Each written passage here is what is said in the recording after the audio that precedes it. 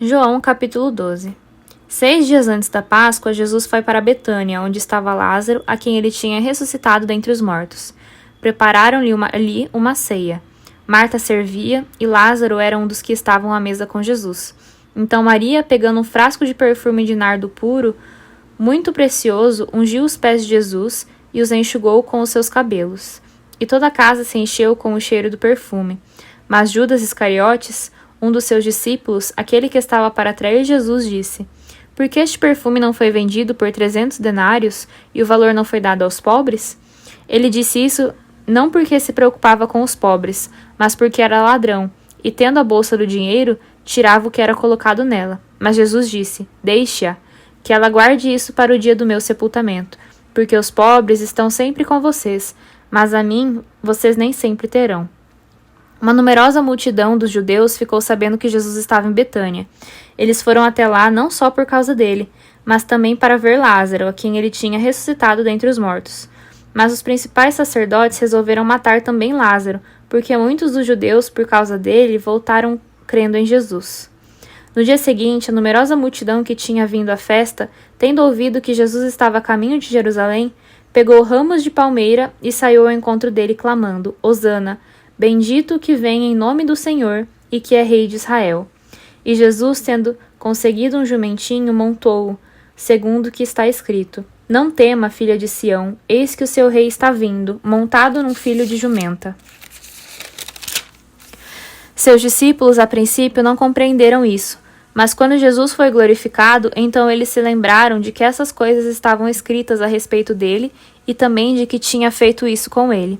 A multidão que estava com Jesus, quando ele chamou Lázaro do túmulo e o levantou dentre os mortos, dava testemunho.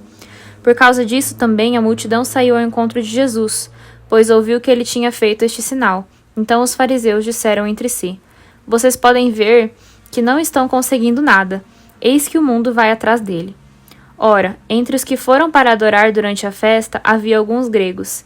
Estes se dirigiram a Filipe, que era de Betsaida da Galileia, e lhe pediram: Senhor, queremos ver Jesus. Filipe foi dizê-lo a André, e André e Filipe comunicaram a Jesus. Então Jesus se dirigiu a eles, dizendo: É chegada a hora de ser glorificado o Filho do Homem. Em verdade lhes digo, se o grão de trigo caindo na terra não morrer, fica ele só. Mas se morrer, produz muito fruto. Quem ama a sua vida perde-a, mas aquele que odeia a sua vida neste mundo irá preservá-la para a vida eterna. Se alguém me serve, siga-me, e onde eu estou, ali estará também o meu servo. E se alguém me servir, o meu Pai o honrará. Agora a minha alma está angustiada, e o que direi? Pai, salva-me desta hora? Não, pois foi precisamente com este propósito que eu vim para esta hora. Pai, glorifica o teu nome. Então veio uma voz do céu: Eu já o glorifiquei e ainda o glorificarei. A multidão que ali estava e que ouviu aquela voz dizia ter havido um trovão. Outros diziam: Foi um anjo que lhe falou. Então Jesus explicou: Não foi por minha causa que veio esta voz, e sim por causa de vocês. Chegou o momento de este mundo ser julgado, e agora o seu príncipe será expulso, e eu, quando for levantado da terra, atrairei todos a mim. Ele dizia isso significando com que tipo de morte estava para morrer. A multidão disse: Nós ouvimos da lei que o Cristo permanece para sempre. Como então você diz que é necessário que o Filho do Homem seja levantado? Quem é este Filho do Homem? Jesus respondeu: Ainda por um pouco a luz está com vocês.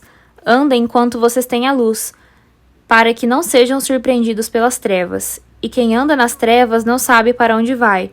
Enquanto vocês têm a luz, creiam na luz, para que se tornem filhos da luz. Depois de dizer isso, Jesus foi embora e ocultou-se deles. E embora tivesse feito tantos sinais na presença deles, não creram nele, para se cumprir a palavra do profeta Isaías, que diz: Senhor, quem creu em nossa pregação? E a quem foi revelado o braço do Senhor? Por isso não podiam crer, porque Isaías disse ainda: Cegou os olhos deles e endureceu-lhes o coração, para que não vejam com os olhos, nem entendam com o coração, e se convertam e sejam por mim curados. Isaías disse isso porque viu a glória dele e falou a respeito dele. No entanto, muitos dentre as próprias autoridades creram em Jesus, mas por causa dos fariseus não o confessavam, para não serem expulsos da sinagoga. porque amaram mais a glória dos homens do que a glória de Deus. E Jesus chamou, dizendo: Quem crê em mim, crê não em mim, mas naquele que me enviou. E quem vê a mim, vê aquele que me enviou. Eu vim como luz para o mundo, a fim de que todo aquele que crê em mim não permaneça nas trevas. Se alguém ouvir as minhas palavras e não as guardar, eu não o julgo, porque eu não vim para julgar o mundo, e sim para salvá-lo. Quem me rejeita e não recebe as minhas palavras, tem quem o julgue. A própria palavra que falei, essa o julgará no último dia. Porque eu não falei por mim mesmo, mas o Pai que me enviou, esse me ordenou o que dizer e o que anunciar. E sei que o seu mandamento é a vida eterna. Portanto, as coisas que eu digo, digo exatamente assim como o Pai me falou.